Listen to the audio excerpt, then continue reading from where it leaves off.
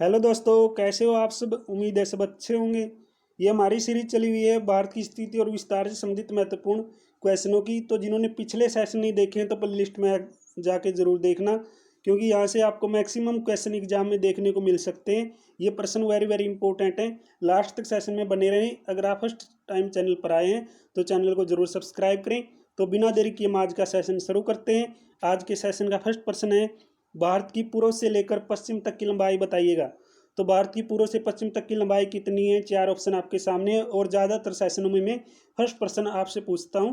तो फर्स्ट प्रश्न का जवाब आपने देना है कमेंट बॉक्स के अंदर। भारत की पूर्व से पश्चिम तक की लंबाई कितनी है। 3214 किलोमीटर, या फिर 3133 किलोमीटर, या 3033 किलोमीटर, या 2933 किलोमीटर। तो सही जवाब क्या आता है, इसका जवाब आपने देना है कमेंट बॉक्स के अंदर। नेक्स्ट प्रश्न है, निम्नलिखित में से कौन सा स्थान भूमध्य रेखा के निकटतम स्थित है।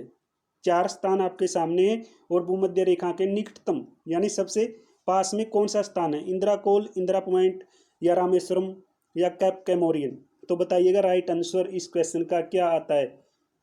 भूमध्य रेखा के निकटतम स्थान कौन सा है। तो सही जवाब हम चेक करते हैं इस क्वेश्चन का। इस क्वेश्चन का सही जवाब आएगा इंदिरा पॉइंट। इंदिरा पॉइंट भूमध्य रेखा के सबसे निकटतम स्थान है भाई। सबसे निकटतम स्थान कौन सा है भूमध्य रेखा के। इंदिरा पॉइंट, बी सही जवाब हो जाएगा इस क्वेश्चन का। नेक्स्ट है, भारत की तट रेखा की लंबाई कितनी है। भारत की तट रेखा की लंबाई आपसे पूछेंगे एग्जाम में, भारत की तट रेखा की लंबाई बताइए। तो आपका जवाब क्या होना चाहिए। चार ऑप्शन आपके सामने है।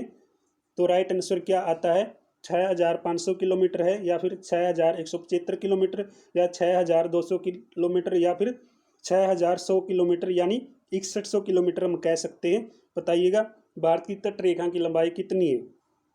तो सही जवाब क्या आता है। तकरीबन क्वेश्चन ये एग्जाम में पूछे गए हैं। तो भारत की तट रेखा की लंबाई, इसका सही जवाब आता है 6100 किलोमीटर भारत की तट रेखा की लंबाई है। डी क्वेश्चन का सही जवाब हो जाएगा। नेक्स्ट प्रश्न है, भारतीय भूमि का सर्वाधिक उत्तरी भाग। भारतीय भूमि का सर्वाधिक उत्तरी भाग पूछा है, कौन सा है। इंदिरा कोल, या पिगमेलियन पॉइंट, या पार्सन पॉइंट, या इंदिरा पॉइंट। कौन सा है भाई भारतीय भूमि का सर्वाधिक उत्तरी भाग। सही जवाब क्या आता है इस प्रश्न का। इस प्रश्न का सही जवाब आएगा इंदिरा कोल। भारतीय भूमि का सर्वाधिक उत्तरी भाग कौन सा है, इंदिरा कोल, यानी ए क्वेश्चन का सही जवाब हो जाएगा। नेक्स्ट प्रश्न है, भारत का क्षेत्रफल विश्व के कुल भौगोलिक क्षेत्रफल का कितना है। इस क्वेश्चन का जवाब आप सभी ने कमेंट बॉक्स के अंदर देना है। भारत का क्षेत्रफल विश्व के कुल भौगोलिक क्षेत्रफल का कितना है। कुल भौगोलिक क्षेत्रफल का कितना आएगा भाई विश्व के, जो भारत का हमारा क्षेत्रफल है।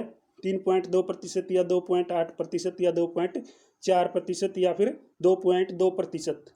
बिल्कुल इजी प्रश्न है, क्योंकि कई बार ये एग्जाम में रिपीट हो चुका है। जो बच्चे पहले कर चुके हैं क्वेश्चन, उनके लिए तो ये रिवीजन रहेंगे क्वेश्चन। तो दोस्तों, भारत का क्षेत्रफल विश्व के कुल भौगोलिक क्षेत्रफल का कितना है, सभी ने बताना है कमेंट बॉक्स के अंदर। नेक्स्ट है, भारत का दक्षिणतम स्थान इंदिरा पॉइंट निम्नलिखित में से कहाँ स्थित है। तो जिन्होंने पिछला सेशन देखा है तो ये क्वेश्चन कई बार रिपीट हुआ है। दक्षिणतम स्थान कौन सा है, तो इंदिरा पॉइंट। देखो दो प्रश्न यहाँ से आपको याद हो गए। भारत का दक्षिणतम स्थान यानी दक्षिण में कौन सा स्थान है भारत का, इंदिरा पॉइंट। इंदिरा पॉइंट है तो कहाँ पर स्थित है ये, अंडमान निकोबार द्वीप समूह, यानी अंडमान निकोबार द्वीप समूह, या फिर लक्षद्वीप, या केरल, या तमिलनाडु।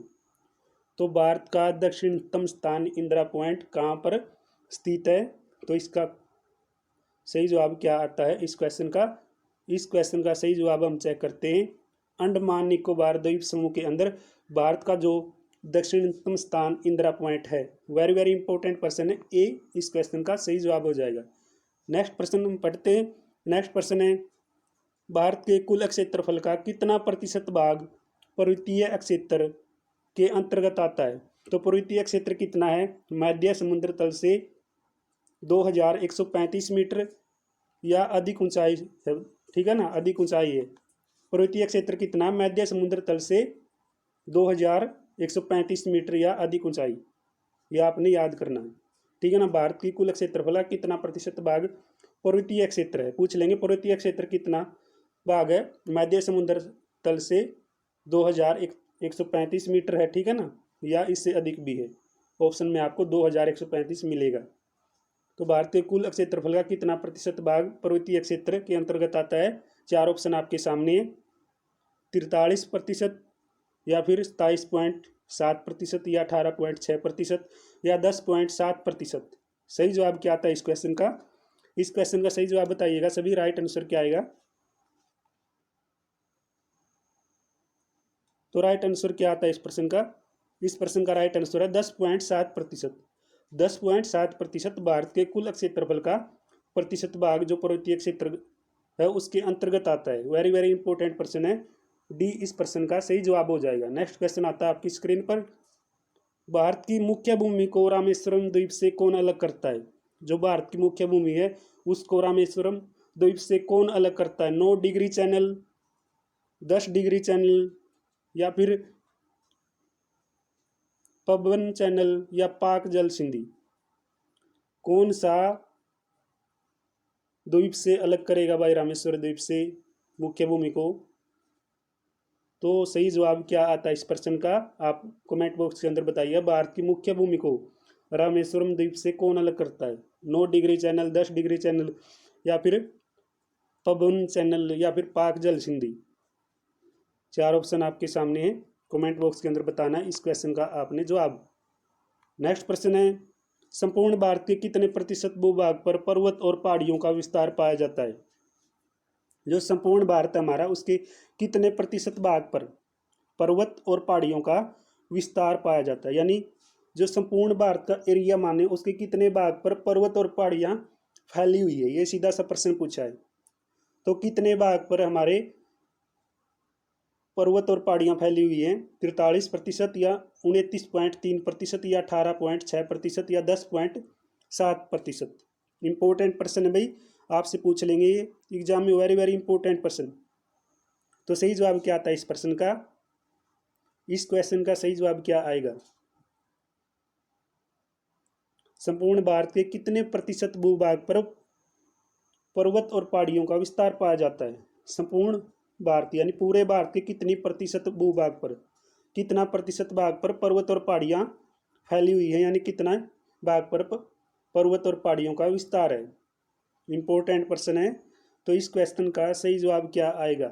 इस क्वेश्चन का सही जवाब हम चेक करते हैं। तो सही जवाब आता है 29.3%। 29.3% भाग पर क्या है? पर्वत और पहाड़ियों का विस्तार है भारत के। वेरी वेरी इंपॉर्टेंट प्रश्न है। अगर आप किसी भी एग्जाम की तैयारी करें तो यहाँ से आपसे क्वेश्चन पूछ सकते हैं। अगर आप फर्स्ट टाइम चैनल पर आए हैं तो चैनल को सब्सक्राइब करके प्ले लिस्ट में जाके हर सेशन आप देखिएगा। MCQ क्वेश्चन है जो आपके लिए एग्जाम में भी देखने को मिलते हैं। 4 ऑप्शन आपको मिलते हैं, तो यहाँ पर भी आपको वही क्वेश्चन करवाए जा रहे हैं।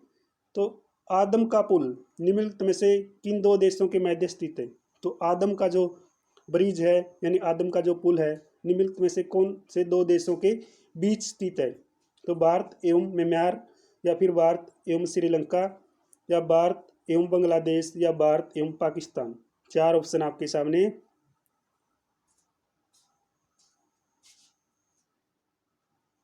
बताइएगा इसका राइट आंसर क्या आता है, सही जवाब क्या आता है इस प्रश्न का? इस क्वेश्चन का सही जवाब क्या आएगा? कमेंट बॉक्स के अंदर आपने बताना है। आदम का पुल किन 2 देशों के बीच स्थित है? वेरी वेरी इंपॉर्टेंट प्रश्न है भाई। कमेंट बॉक्स के अंदर बताइएगा।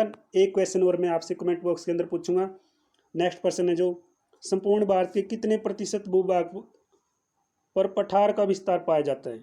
जो संपूर्ण भारत का एरिया है उसके कितने प्रतिशत भाग पर जो पठार हैं उनका विस्तार पाया जाता है? यानी पठार कितने एरिया में फैले हुए हैं भारत के, संपूर्ण भारत के कितने प्रतिशत भाग पर पठारों का विस्तार है? ठीक है ना, पठारों का विस्तार है पाया गया है 29.3%। जो हमने पिछले क्वेश्चन में पढ़ा था पहाड़ियों और पर्वतों का विस्तार है 27.7% या 18.6% या 10.7%। क्या सही जवाब आता है इस प्रश्न का? इसका भी जवाब आपने कमेंट बॉक्स के अंदर देना है। संपूर्ण भारत के कितने प्रतिशत भूभाग पर पठार का विस्तार पाया जाता है? वेरी वेरी इंपॉर्टेंट प्रश्न है भाई, जो आपसे एग्जाम में पूछे जाएंगे और साथ में आपको क्वेश्चनों के आंसर भी देखने को मिलते हैं हर सेशन में। और जो क्वेश्चन मैं आपसे पूछता हूँ उनका जवाब आपने कमेंट बॉक्स में भी देना है, यानी साथ साथ में आपका रिवीजन भी है और साथ साथ में आपको कुछ नया सीखने को भी मिलता है। तो दोस्तों आज का सेशन आपको कैसा लगा कमेंट बॉक्स में ज़रूर बताइएगा। नेक्स्ट सेशन में आपसे फिर मिलते हैं, तब तक दोस्तों थैंक्स फॉर वॉचिंग। जय हिंद जय भारत।